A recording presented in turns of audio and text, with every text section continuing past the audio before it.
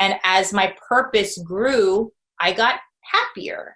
And it wasn't until I felt the shift of feeling depression and despair into purpose again that I realized how vital purpose is to the human existence. Absolutely. It is so vital. Do you want to wake up feeling like you're stepping into who you're meant to be, into the best possible version of you? What if I told you that the key to your best life, health, and happiness are all around you? You just have to find what works for you.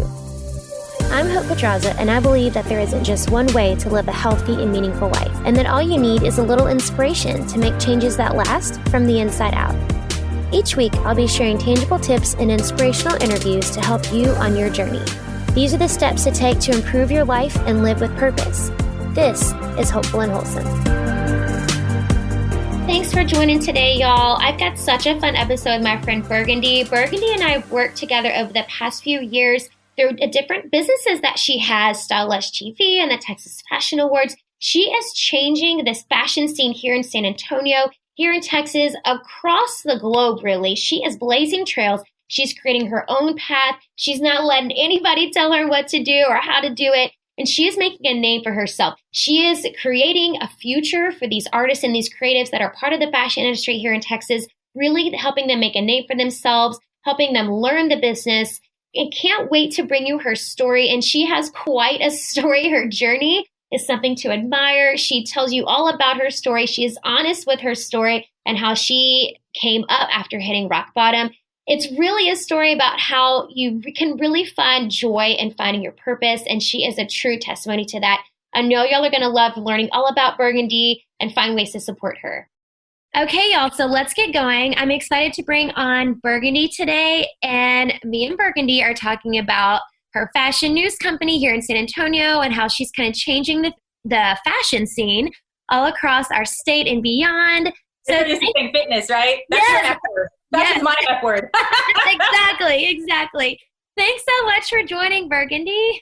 Yeah, of course. You know, I'm a huge fan of yours, and you have been so inspiring all 5 years that we've been in San Antonio and keeping us healthy and happy and on track. And I know Janelle is always with you, and she sends all your vibes and your messaging back to us. And it's awesome. Yeah, it is. I love working with y'all. So for all the listeners out there, tell us a little bit about what Style Lush TV is. So Style Lush TV is my online fashion media company. It actually was founded in Hollywood, California. So I'm from San Antonio, born and raised on the South Side, but my entire adult career was spent in Hollywood, California. And I was in the music industry in the beginning, working for major record labels. And then I went to FITM to pursue what I thought was going to be my career, which was fashion design. Mm-hmm. Little did I know that at FITM, you know, when you take a fashion design degree, you also learn what's called trend forecasting. And this is mostly data collection and analysis and then report creating. So I took a liking to that for some reason. I didn't even know that career existed. I was really good at it. And all my professors and teachers were like, when it comes to trend forecasting, you kind of have to have, yes, you have to have education, but you have to have a gut instinct about what's going to happen along with your mathematical formulas and kind of predicting trends. And I was always on point. I was always predicting these trends and then creating these reports that actually people wanted to buy. So that's how I ended up in fashion news, because fashion news really at its source is data collection and then reporting the data, basically. So my projects were really great and my professors were the only ones seeing them. So a long time ago in 2009, when nobody was doing it, I started a YouTube channel. And at that time, I think what happened was, at that time, nobody was doing that. So it was easy to stand out. Everybody was just doing home videos or look at us at the zoo. And nobody had really figured out that this was going to be the new form of information. And I was still looking at television.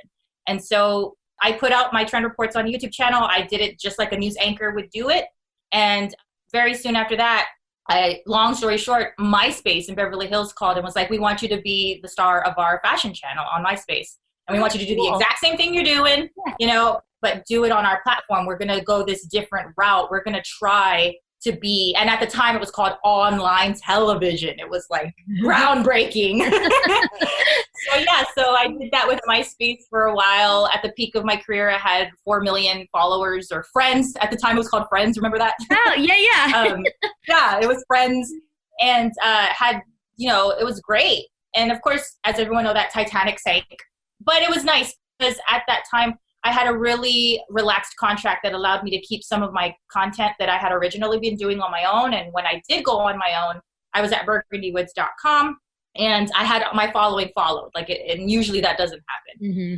But then I got, another offer, and this is what brought me to San Antonio. I got another offer by this really big company that was like, we are going to pursue online media. We want you to be, president of the department and expand on online media. Because at that time I was really at the forefront of online media within the fashion vertical. So I was a leader in the industry.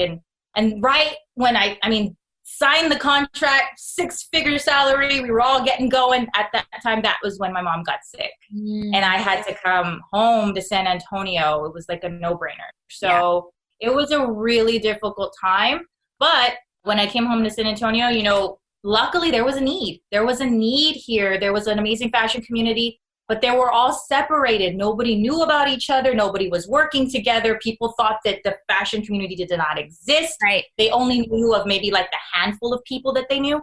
And I was going all over the place like, no, there's tons of you. You guys just don't know each other. Right. Yeah. And so I rebranded just because I felt like this was a different demographic than Hollywood. Like the audience is just so insanely different. And there was a different need. So I wanted to rebrand. And so I did. And in 2014, my old company rebranded to Style Lush TV. Same concept, same everything. We still pioneered community fashion news parallel to high fashion news, which is a new concept that I'm really proud that we invented. And that's how it happened. And 5 years later, even with all the naysayers saying, oh, you're going to go out of business, there's no fashion here. 5 years later, here we are, still thousands of stories in, telling the story of the fashion community throughout Texas now.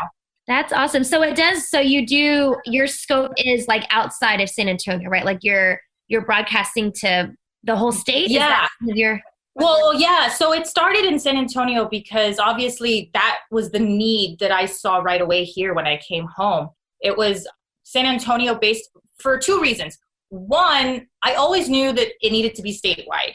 But in the beginning, I wanted to gain the trust of San Antonio first. I wanted them to see, like, I see you. I recognize you. Let me tell your stories. And I always knew it would expand to Texas. But in the beginning, it was vital to bring credibility to San Antonio because nobody took us seriously. Everybody was like, that's not a thing, And it was. It really was.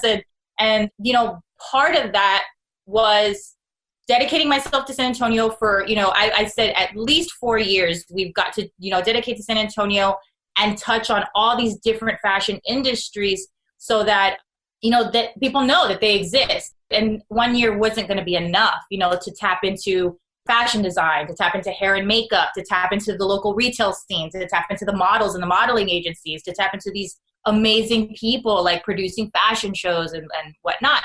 So that was like the first reason, was just to build that trust. Like, look, I'm an advocate for you. Believe me, my whole life is going to be dedicated to telling your stories. And then the second reason that we did San Antonio first was because, well, kind of similar, but we wanted to prove ourselves to the rest of Texas too when we did expand to Texas. Because a lot of people think Dallas is the fashion capital of Texas, right? And so I was like, well, we need to collect enough proof so that when we do expand to Texas, there's a trust outside of San Antonio as well. Like, we have professionals who care, who want to see this grow and join us. So we went statewide last year. At first, we were just, fashion news, but Style Lush has now become the global awareness department of something bigger. It's now called the Texas Fashion Industry Initiative. And it has 3 departments, global awareness being one, which is Style Lush TV. And we still do what we do all day long.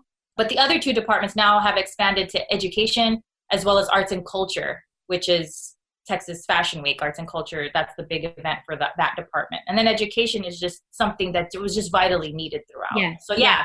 And that's your nonprofit that you started. Yes. Right? Yeah. Yes. I know we're moving kind of fast here. Yeah, no, it's awesome. It's awesome. No, I love it. So then what was kind of your purpose behind starting that nonprofit? Yeah. So first of all, I'm a creative. I'm an artist. I love making creative content. That's what I did in Hollywood. That's what I did for my big bucks, right? That's my forte. I never wanted to take over Fashion Week. I never wanted to host events. That's a whole other industry. Yeah. I never wanted to start an education curriculum. These are all things that I had no idea were awaiting me down my life. I had no clue. I had no desire and I had no clue. I would just have been happy just doing Style Lush TV fashion news full time for the rest of my life, to be honest, because I love telling people stories and I love making creative content, with video and whatnot. I'm good at it. I love it, But a funny thing happened when I started telling people stories. Just organically, for some reason, I sort of became like a mama bear to the fashion community because they started coming to me with problems. They started coming to me with complaints. They started coming to me with stories of the past. There was a disconnect in the San Antonio fashion community history where things just really declined and people lost hope and they lost, the drive. Some people even completely left fashion and went into medical sales. This is how bad it got. People just didn't think it could happen. And there was this really big disconnect. So little did I know, as I was telling these stories, I was actually historically documenting this progress and growth. And little did I know that I was learning about problems. I didn't realize it until one day I was like, you know what? Not only are we telling stories, but we are really at the root of where people go to ask for help. Mm-hmm. Let's look at all these problems. And then it all came down to three things. One, the fashion community here felt alone. So especially if they were an entrepreneur, they felt like there wasn't a community of industry people that they could talk to about their problems. They felt like there wasn't an industry they could go to when they were feeling low. There was nothing, no support system. And that was a complaint that came over and over. Gosh, I'm not doing so well and I don't really have any friends in the industry that I could talk to about it. So I was like, okay, that's one, right? The second thing was education. Oh my goodness. So there's different areas in the fashion industry here where education is so vital. And so we were like, okay, we've broken down into these sections, where people need to be better educated to increase the quality overall for everyone. And where do you see those areas? So right now we're doing, the first one is entrepreneurship. So, and these three problems became our departments. So that's why I'm saying, so Style Lush, the awareness wasn't there. Style Lush provided a solution for that. Now everyone knows San Antonio has a fashion scene and now everyone knows Texas is legit. Cool.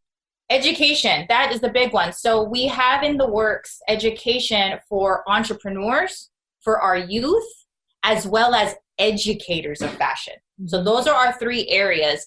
And we believe once these things, which they're already in progress, they're happening. Once we start to get a flow with this, everything will change. I truly believe that. So right now, the one that we just launched that I'll talk about now is the Silver Jacket program, because the biggest educational problem personally learned about throughout my 5-year, it's not enough to be an artist. You have to know how to be a business.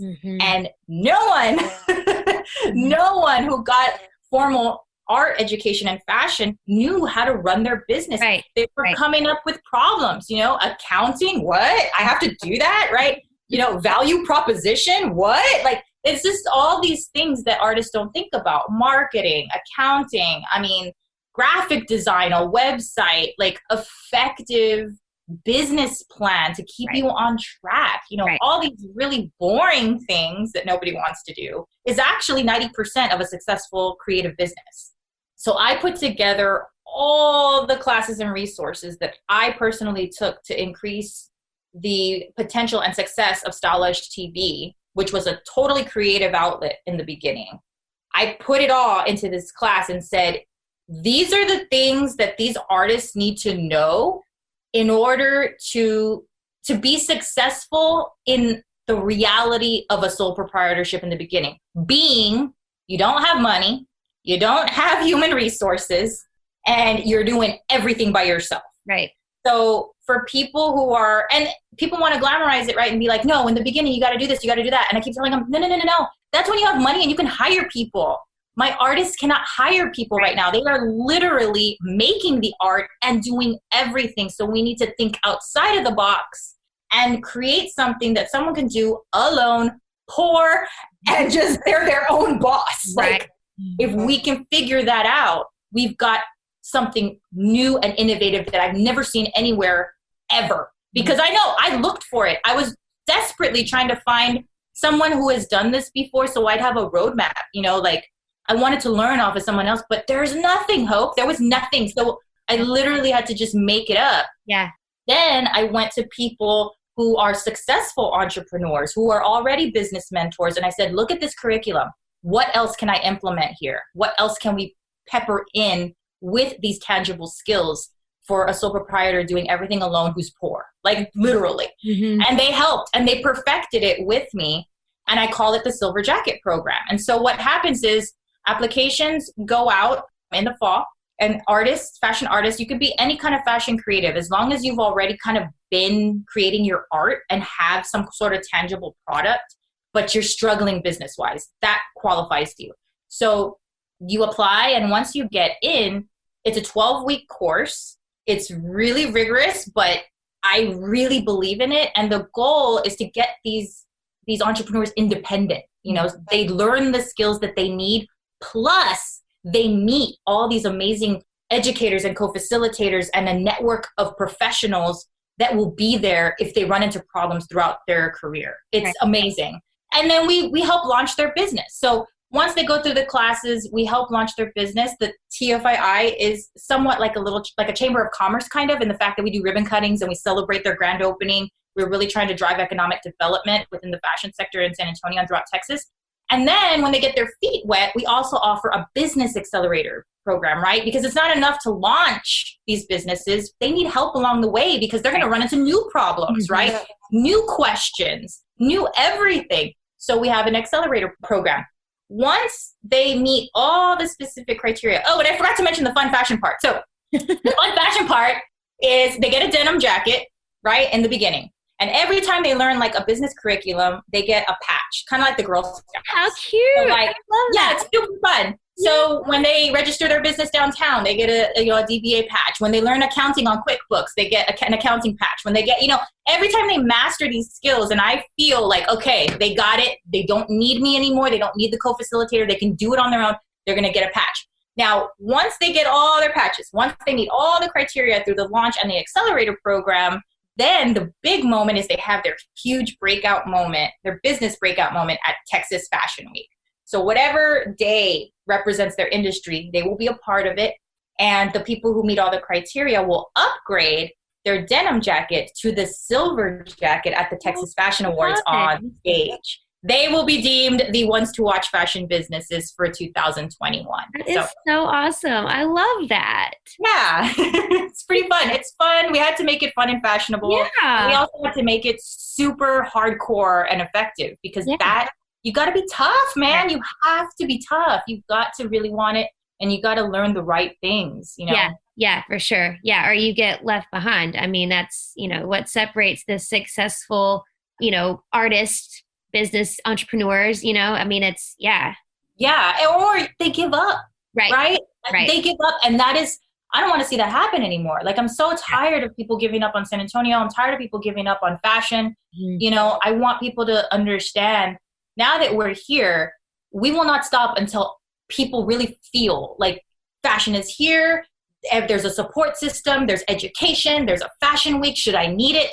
There's, a community. We have memberships with TFII now, so that loneliness is gone. People can become a member. They can come and network with other people. They can work together. The whole goal is to get Texans working with Texans and believing in Texas. We have to. There's no reason why people have to leave to New York and LA, headquarter here. By all means, travel, you got to travel for work, go to Fashion Week, go meet colleagues in LA and New York. but how about headquartering here? Bring your overhead costs down, right? Because San Antonio is more affordable. Stand out a little more, right? And then travel for work. And then come home and tell everybody about, everywhere else, but contribute to this economy through fashion. Like that's our goal. That really is our goal. Industry. That's the one word we're constantly, all capital letters, throwing out at people. That's what TFII stands for. Yeah. So then have you seen it affecting the fashion world so far? Like, what, in your experience with these kind of local artists and people in the fashion industry, what has your effect been so far? I mean, I'm so in it that it's so funny because at the last fashion awards, I actually got two fashion awards, and I host the dang thing. I didn't even know. And I felt kind of embarrassed because, well, one, it was like my event, right? And I'm getting awards, but I genuinely didn't know. But people, I don't feel like I've done anything yet. Like, honestly, I don't. This is the first year that I am implementing a 5-year vision, which is education, right? Global awareness all year long with Style Lush. And then at the end is Fashion Week in the fall that's the big hurrah, right? And it's a cycle. So this is something I've had in my mind for a very long time. I don't feel like I've done anything yet because this is the first year we're actually going to implement the entire cycle and collect the data of the impact. You know what I mean? But, I was moved to tears at last year's fashion awards because apparently there are people who feel like I've already done something. Of course you have. I mean, I think that's the sign of any true entrepreneurs. You're like, I haven't done anything. I've only been working on this for 5 years, but I think that's... Yeah, I think it's because we're so in it. We're looking at the vision, like the point A to B, right? We're looking at the B. So I think as us entrepreneurs don't really feel like we've gotten there yet, because there's so much to do. Yes. I feel like that every day. Yeah. Do feel, however, very proud of the Fashion Awards because it brings validity and credibility to the talent here. And it brings annually this celebration of not just the people who were nominated and who won, but of the entire fashion community. Because if there really wasn't anything going on, we would not be able to have a Fashion Awards. Just having the ability to showcase so much talent and to showcase that people are still in business, that's something to celebrate, hands down. And that's, you know what I mean? Every year at Fashion Awards, I try to remind people, remember, we've survived another fashion industry year. Totally. And that's something to celebrate because everyone keeps saying that we can't do it here. Right. And it's ridiculous. Yeah, for sure. So what is your inspiration, your underlying purpose inspiration for this industry and for what you're doing? I don't know. I don't know. It's so instinctual. I don't know. It's funny because like I said, it was not my goal to be this fashion advocate. Remember, I came home and was like, I will be happy doing fashion news for the rest of my life. I love that. But I am instinctually a problem solver. If I see a problem and I know I have the answer, I've always, and it doesn't matter what it is, I'm very stubborn like that, where it's like, we can fix that. We can fix that. We can fix that. And the one thing that I always surprised when people give up, when they go, oh, that's going to be hard. Right. So, you know what, that's the thing. It's a mindset. So what? Everything's hard if you think about it. The definition of hard, right? I'm sure you deal with it all the time, Hope. I want to work out, but it's so hard. Totally. Well, you just have to not think it's hard. Yeah, you just have to do it. No, just do it. Why put that in your head? It's hard, right? How about put a different message? I'm just going to go do it. Right. And then in 30 minutes, it'll be done. Or in an hour, it's going to be done. And it's not even going to feel like anything, right? So when all these problems were coming up throughout the 5 years, my natural instinct was this needs to be fixed. We can't complain about this forever. That's not going to do anything, right? There were people that would put us down and they live here. Oh, well, it's so much better in New York and Paris and this. And it's well, what are you going to do though? Like, you live here, Right. live here. Don't you want it to be better? Like, so that kind of mentality, I don't know anything about. I've never been a complainer and then not do something. Like, I've always been like, well, if it's in my power and if I have a vision and if something's like sparks, and I've always been like, we're going to do that. Oh my God, my girls, they think I'm freaking crazy. Every year, we're a small business growing, and I would add more and more to their plate and more to their plate and more to their plate. Right. Poor Janelle Concepcion, she's celebrating 5 years with me. And the funny thing about it is she came on board because, and this is so funny, she's become my MVP now, right? But in the beginning, I saw her as a threat. I was like, that girl needs to be on our team. And I went after her because I was like, she's badass. She's beautiful. She's smart. And, you know, if she plays for anyone else's team, that's going to suck. I want her. So in the beginning, I brought her on thinking that she might not be with us for very long because I didn't really know who she was. And, you know, and I just knew that she needs to be with us. Well, 5 years later, she's been with me, the most amazing MVP I could have ever asked for. I love her to death like a sister. I do anything for her. And I love her because every year I put more and more on the plate. Like, okay, we're growing. Guess what? So now we do fashion awards. Well, now we're going to do local night. We're going to shut down Houston Street. What? Like, she couldn't, what? And I said, yeah, I think we're going to shut it down. Well, no one does that. That's hard. That's why we're going to do it. Right. And so we helped the retail scene. Then the following year it was like, okay, just so you know, I think we're going to add more to our plate. Very soon we're going to do fashion week. Wait, what? No, what? And I, you know, and then I said, you know, we just have to, that things are evolving into that. We're going to have to start thinking about that because with our goals, you know, she's like, Burgundy, are you crazy? And I'm like, well, yeah, it's going to be so hard. I know, that's why we got to do it. And then the year after that, I was like, okay, Jeannie, we're going to start a nonprofit. What? Like, she just couldn't.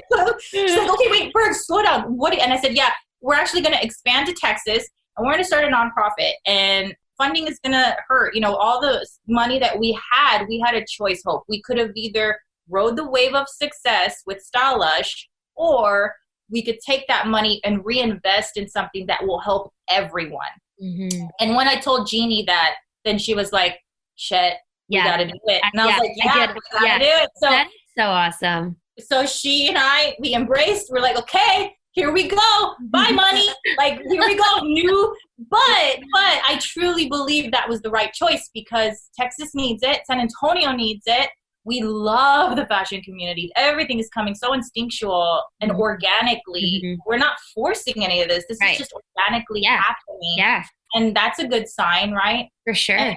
And now that we are a nonprofit, so much more funding and support is available because we're a charity now and we have a mission than if we had just stayed a for-profit and rode the success of Style Lush alone and by ourselves. Like, that doesn't make any sense to me when you see this problem in your face. You know, it's like, no, we need something else. And so, it's just been amazing. Yeah. Well, so with this mindset you have, which, I mean, for me as, you know, a fellow entrepreneur, it's like the way you are is the way you are. Like, you're going to get things done. You see a problem, fix it. Where do you think that comes from? Or do you do any sort of like mindset, like personal development type stuff? Like, how do you stay in that mindset? You know, honestly, I'll tell you where it comes from. So I grew up on the south side of San Antonio, Texas. And this area was known for poverty, crime, gangs, pregnancy in your teens. And so I was told at a really young age that I was garbage, that I would never amount to anything.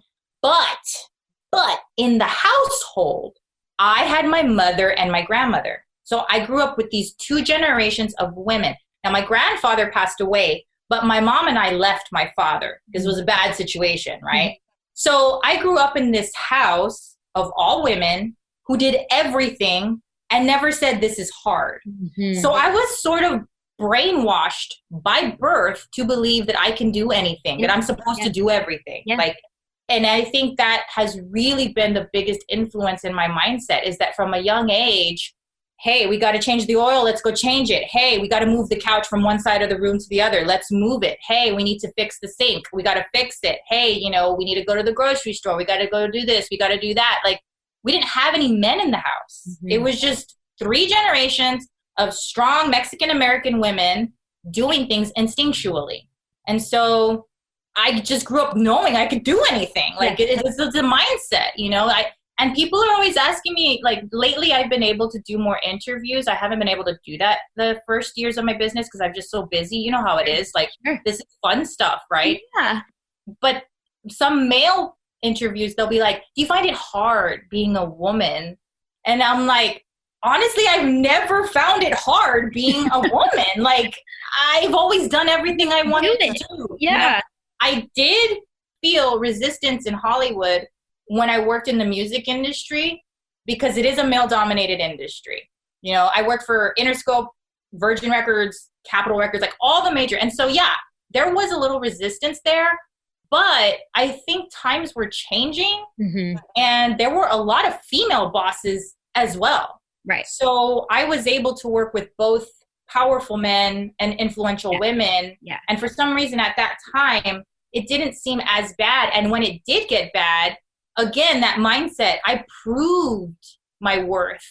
And the men were like, she's a badass. Yeah, hire her. Put her on that assignment. Put her on that meet and greet. Put her on that tour. Put her in that, you know, film and television, music, licensing, everything.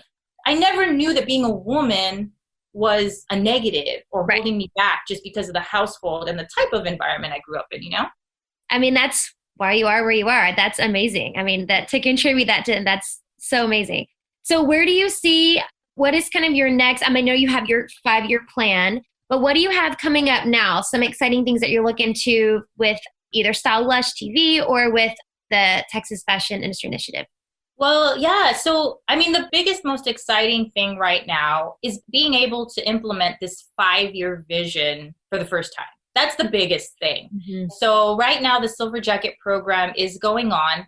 And the way our cycle is going to work is we're going to advocate for education, you know, the first half of the year. The second half of the year is dedicated to providing or growing Fashion Week in the fall, you know, sponsorships and getting people who want to come in and that. And then, of course, the Global Awareness Department, we do fashion news all year long.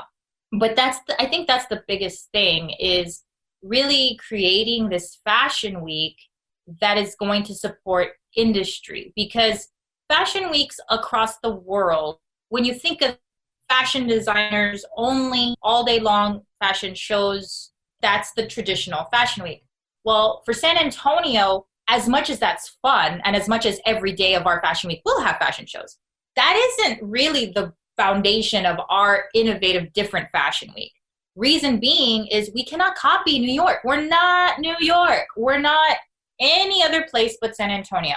And in order for a Fashion Week to really succeed and create a positive impact, like you were saying, what is the impact, right? In order for it to create an impact, you got to be realistic about where you are. And you got to be realistic about the problems. And you got to be realistic about the Fashion Week providing a solution for growth, right? That's what it is. So even our Fashion Week, I was like doing research on all kinds of Fashion Weeks. And, you know, because I want a roadmap, right? Sure. But there wasn't one because our problems are so unique to us. And so we had to make it up. I just had to sit there and make up a Fashion Week. And so our Fashion Week, although it is founded in fashion shows, that's the highlight, right? You buy your ticket, you're going to see some fashion shows. But every day advocates for a different industry in San Antonio that has some sort of entrepreneurship or presence in San Antonio. For example, beauty sphere.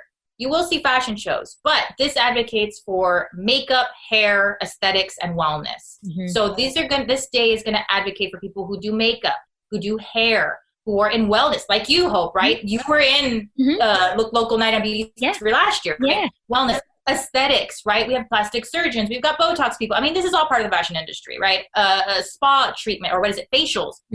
That's a day to advocate for that. You're going to meet those people. You're going to understand their businesses. There's going to be performances on stage. And then there's going to be the fashion shows at the end. Look Local.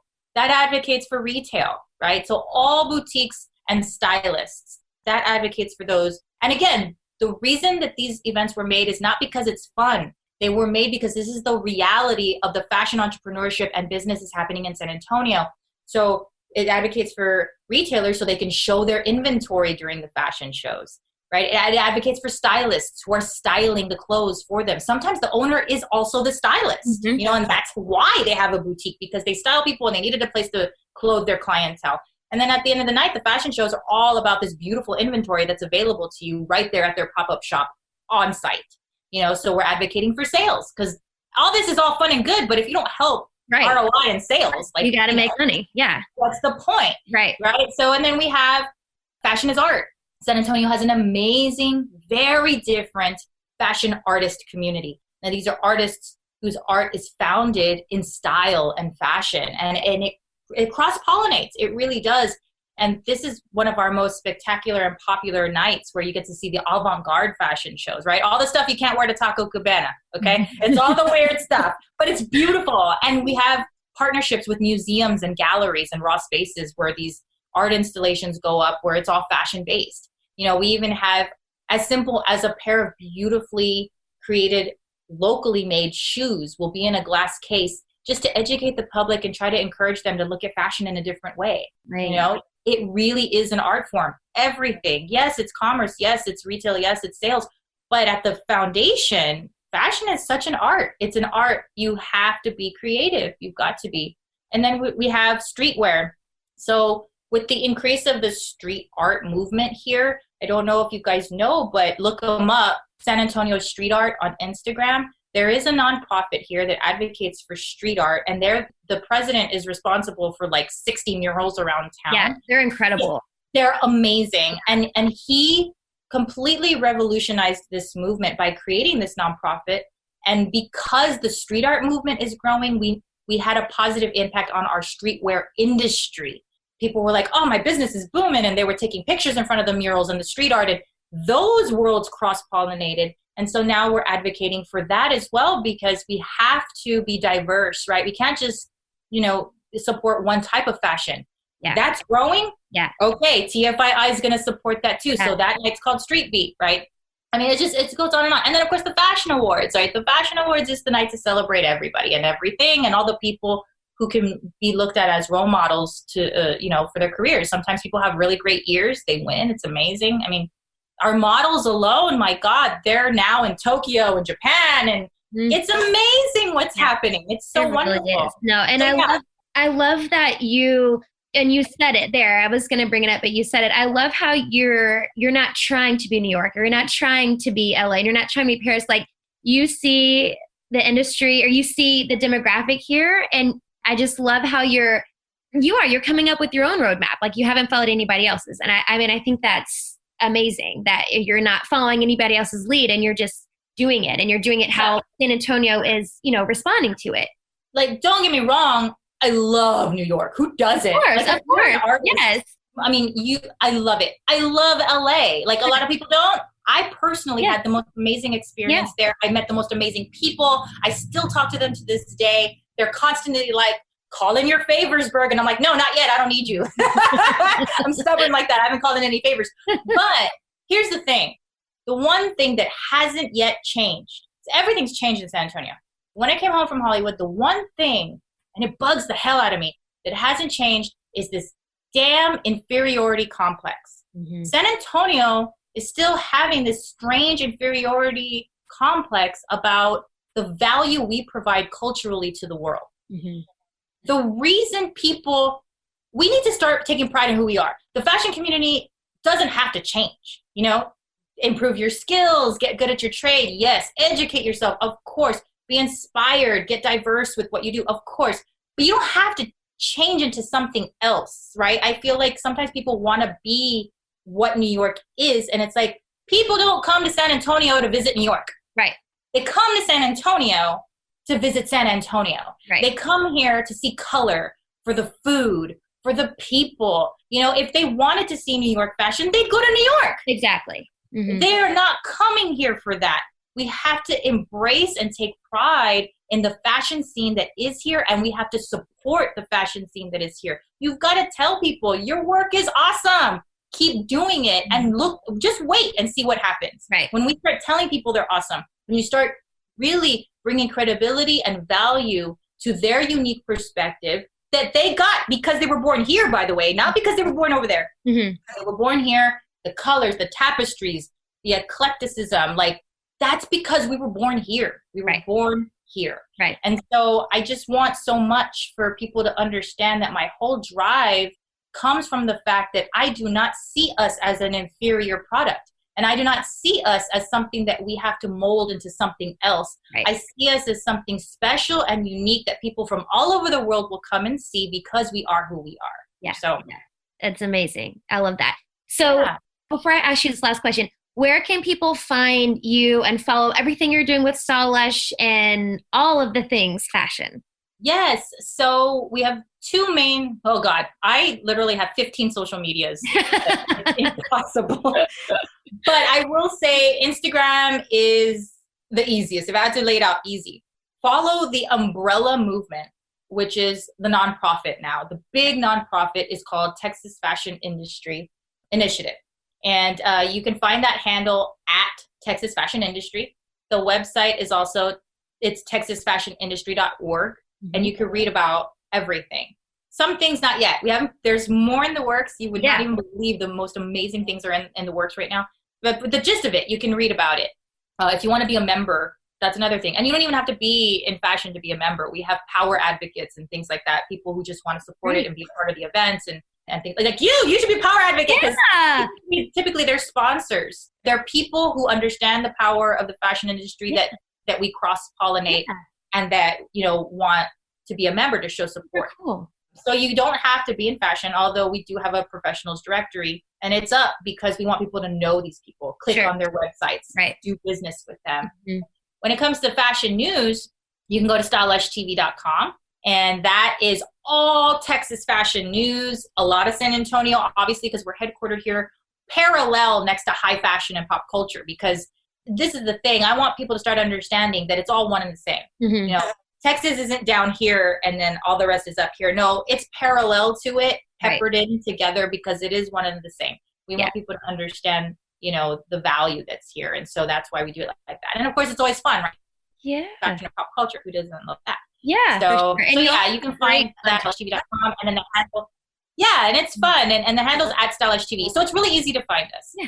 If you want to follow Fashion Week, that's Texas Fashion Week. Those are different, because Twitter and all of that. Sure. But you can find those as well. If you just go to those two, then you'll be able to find Texas Fashion Awards and Texas Fashion Week from there. But the main ones are at Texas Fashion Industry and at Style Lush TV. And you'll stay in the loop. All right. And then the Texas Fashion Week is in the fall. Yes. Right. So last year we had our prototype because this, like I said, it was a very weird fashion week and we were like, is this even going to work? So last year we had our prototype. It launched. It was called Fashion Week SATX. It was a temporary name just so we could test. It was a test market. Because it was successful and because it really did translate, we changed it to Texas Fashion Week. And, I just want to send out lots of love and support because I know we're going through a really weird time with COVID. And everyone's like, is Texas Fashion Week going to happen? Everyone, right? We don't know. Everything changes and shifts hour to hour. My gosh. But the dates are solidified. Cool. It's going to be October 6th through the 11th. And and it'll always be in the fall. And we try to make it on a date where people who are in the industry can still travel to Paris Fashion Week and New York Fashion Week and all that. So that's why it's strategically placed like that because we do have locals who work in the big fashion weeks and so they have to be able to go. But so it is solidified. That happens in the fall. Mark your calendars because I know we're going to make it through this. Yes, please let us know. Let's get dressed up and fashion and see fashion shows and then support the industry. Yes, for sure. So I like to end with a little bit of a deep question, but kind of looking into what your kind of purpose is with everything you're doing in the fashion industry. What do you think is the most important thing people can do or the most important change they can make to live with purpose? Oh my gosh. I never really understood how powerful purpose was until I temporarily lost mine. Mm-hmm. So I didn't realize that I was living with purpose my whole life. I didn't realize it. But when I worked my career in LA and 10 years, Hope, I was building my career. I was so, if someone was like, work today until 6 o'clock. I was there till 8. Mm-hmm. You don't have to work on Saturday. I was there 9 a.m. Saturday. Like, I worked so hard in Hollywood to get to where I was. And then after 10 years, I was finally a leader in an industry, an innovator, making 6 figures. Like, and then overnight, everything was taken away. Mm-hmm. You know, my identity, like everything. I can't even tell you how quickly the carpet swept up from under me. One thing, and since this is a health podcast, that I'll confess, and this isn't a secret, I've told people before, not a lot of people like to mention it though, because I think it's kind of a touchy subject. But on top of my mother becoming ill, the man I thought I was going to marry at that time confessed he had a heroin addiction. Crap. And I had no damn idea. I knew something was wrong. Sure. We were arguing because he seemed tired all the time, or he'd go missing. But the thing people have to understand is he worked for a record label in a recording studio. Mm-hmm. So he easily vanished because I thought, well, that's how it is in the record industry. You have to stay there until the album is cut. Sometimes the artist will stay all night. Sometimes the artist will go away until 6 a.m. So he had a perfect alibi to hide this from me. And so it was really hard. Like, I didn't know. I was just so doing my online stuff, creating content. I was even working for a brand called Laundry by Shelly Siegel at the time and learning from there. Like, it was just an amazing time for me. And I was so busy too. Sure. It just slipped through the cracks. Just in it, yeah. And overnight, I lost the man I thought I was going to marry. I breached that contract, so I lost my money. There's fees. That's why there's contracts, right? They wanted me to be the president of the department. Well, I can't do that anymore. And they did not care that my mother was sick. So lost my money. I lost my car, which is my baby. I got it back, but at that time I lost my car. That was, for me as a woman in business, being able to buy my dream car was like a symbol of independence. Yeah, absolutely. And I love my car. I lost my car.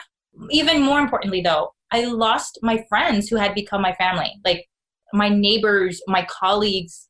I didn't know how much I had grown to depend on them to be my family because I only have a mom. Like, I don't have any other family. Right.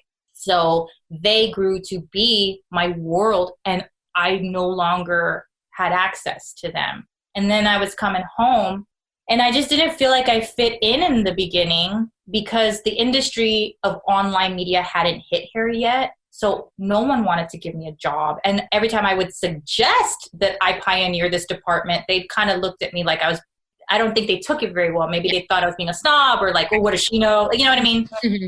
And I lost everything. Basically, there was a really dark time.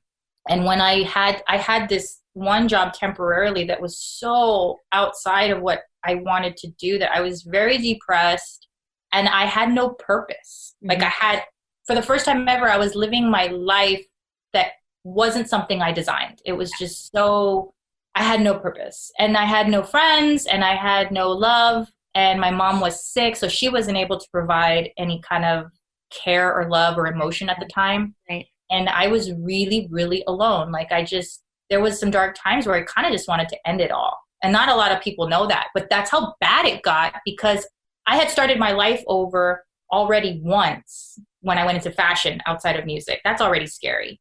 But then to start your life over a third time, getting older, it's traumatizing, and some people have been through what I've been and they actually did take their life. I found out because I went to support groups, and they did. That's how bad and how nothing and no purpose. Like, I had nothing and I didn't know if I could start over. Yeah.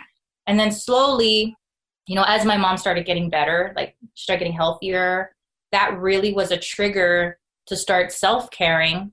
And I thought, okay, what are the things that brought me joy before? And I was like, well, my career. It was everything. Like, I love people and I loved creativity and creative content. So slowly I started going to little events. At the time, there was no fashion events. Like, it was hard to find fashion events back in 2014. Very hard. But there was some here and there. I remember the grand opening of H&M at La Cantera was like this huge deal. That was a fashion event. That was a fashion event. And at that time, At that time, because I was so financially in dire straits and starting over, I had to pawn a lot of my equipment. So I had to start all over with just my iPhone. Mm-hmm. So I was like, okay, I'm going to go film it. I'm going to start Style Lush. I'm going to go film it with my iPhone. I don't have all the fancy stuff anymore. I don't have any money. It's fine. I started Style Lush with $28 in the bank and my little iPhone. That's incredible. Yeah. And honestly, and I was so scared because I was like, oh my God, I don't know if I'm going to be able to financially sustain myself with this here. So I was still frightened. I still didn't have purpose, but I knew I might as well not have purpose, but do something I love that brings joy than not have purpose and not do anything. Yeah. Like it's just, So I started with the iPhone, and at the time I was fortunate enough to find some friends to studio with on St. Mary's Street and got a website going. And then slowly I was happy again. And as my mom got healthier, I got healthier. And as my purpose grew, I got happier. And it wasn't until I felt the shift of feeling depression and despair into purpose again that I realized how vital purpose is to the human existence. Absolutely. It is so vital. But I don't know, that was just my personal experience with purpose. And I feel like based off of that, if you're feeling like I have no purpose, I think the first thing to do is, okay, have no purpose, fine. Don't beat yourself up about it. Mm-hmm. But find something that brings you joy and incorporate that slowly because it could ignite something in you. Within that, you find your purpose. You'll find it. And as long as you're bringing joy, really that has physical effects, inside. Like you got to feel those endorphins. You got to feel that joy. Working out definitely helps, even though that's something no one ever wants to do. For sure. I was just telling you, today I worked out for the first time in 2 years. And it was just so weird because my man and I had a car accident 2 years ago and it completely affected my back and my neck. And I had shoulder surgery and I no longer could work out. And before that, I work out at least 5 times a week. Mm-hmm. And I have definitely noticed a shift in my energy level, my moods. I mean, everything. I've gained 45 pounds and I know people don't believe me, but I have. Yeah, in the 2 years because I haven't worked out. Like I haven't been able to have heavy impact. Yeah. But now we're slowly healing and I'm able, to do some stuff after the surgery that I had. And automatically, like this morning with the COVID stuff, we were just looking at the news and it's just constant scary stuff. Yes.